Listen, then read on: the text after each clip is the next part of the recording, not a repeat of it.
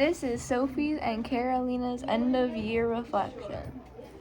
What preconceived notion did you have about AP World History during the summer before the year started? I thought it was going to be a lot of work because the summer homework was like a lot. But honestly, it wasn't that bad. Like, if you can manage your time, you'll be fine.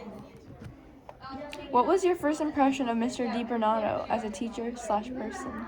I thought he was a pretty laid-back, chill teacher, and he definitely prepares you for the class a lot. And he gives a lot of opportunities to review material and help you understand things that you don't.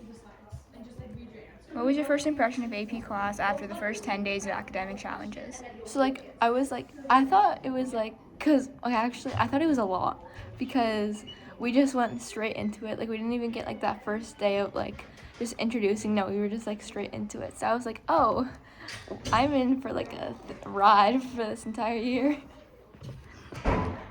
What was the first major challenge you faced in class? You can talk about one or more of the following below.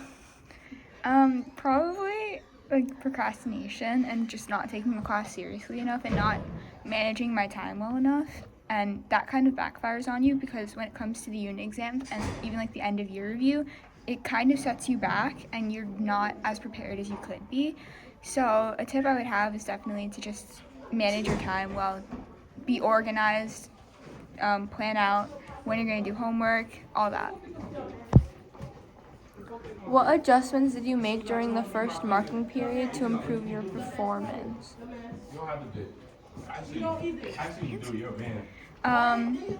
Just managing my time better and just to stop procrastinating and to take the class seriously.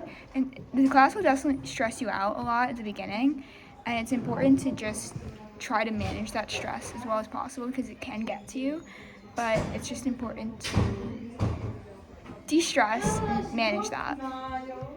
As the year progressed, what style of studying for quizzes tests worked for you best? So to study, I think for both of us, writing handwritten notes was the best because you can type all the stuff into your computer, but that's not really gonna get it into your head. So I think writing your own notes is the best, but also studying in a study group because you get people tell you information that you forget. When and how did you realize you were improving? How did that make you feel? I think definitely through the unit exams that we took. You take unit exams every couple weeks, and that score kind of helps you see, oh, I need to work more on multiple choice. I need to understand this unit better. This is my strength. This is my weaknesses. And I think throughout the year, you can kind of see a trend of improvement. You can kind of see stable, but it kind of your effort reflects the grades that you get on those.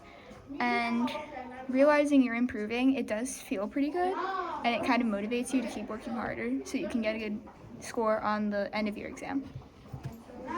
Did you work with other students in some kind of study group outside of class or school, and what did that look like and how did it help you? Yeah, I did. So in the library, we would just meet up and then we would go over questions or topics that we said in class. And basically what that does for me at least, it was they introduce a new perspective on the information, so it's better to remember. Describe your experience writing the DBQ essay.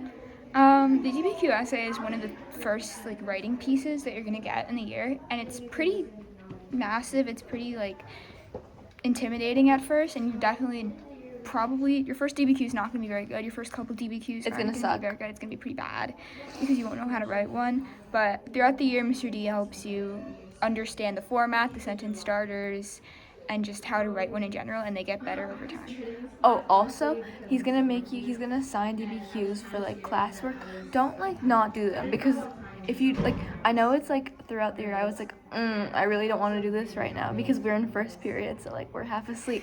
But if you don't do it, it's not helping you at all because that's what helps you prepare for the test at the end of the year. Describe your experience writing the LEQ essay. So for me personally, I think the LEQ is one of the hardest writing ones, right? Yeah. Because you have to get the information from your head, but I think for the LEQ essay, you just have to know information of like general topics and specific topics, so you like know every prompt. And again, it can seem kind of intimidating at first, when Mr. D helps guide you through it and how to figure it out throughout the year. No way. Describe your level of commitment when studying for the AP College Board end of year exam.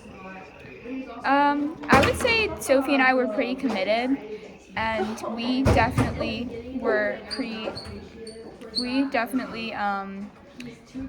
we kept up our studying. Like even in like the past week, we blocked out distractions. We would study with other people. We would study on our own, just kind of cramming that information into your brain as much as possible especially during those like 2-3 weeks before the exam. It's really, really important, especially if you didn't pay attention throughout the entire year.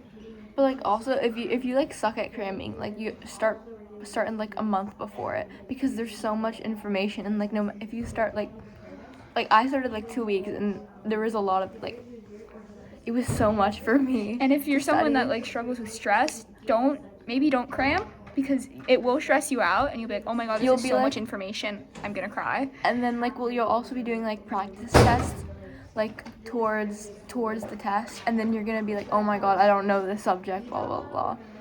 Okay. What was your overall experience with the 9th grade AP World History course? I would say it was an overall pretty positive experience. Would you agree? Yeah, because I think it's gonna it's like good to know. It's an important class, I think, to take for freshmen, because especially if you plan on taking a lot of APs throughout the rest of your high school years, because it kind of like teaches you how to take an AP class, how to take an AP exam, how College Board wants you to think. It's just really helpful, I think, for freshmen going in, because it helps if you're going to take AP sophomore year, even junior year, because it just prepares you more. So it's like if you did poorly with like managing your time with one AP, it's like gonna be like an eye opener. How am I supposed to do it with 2 APs or like 3 APs? So yeah. Thank you. Bye.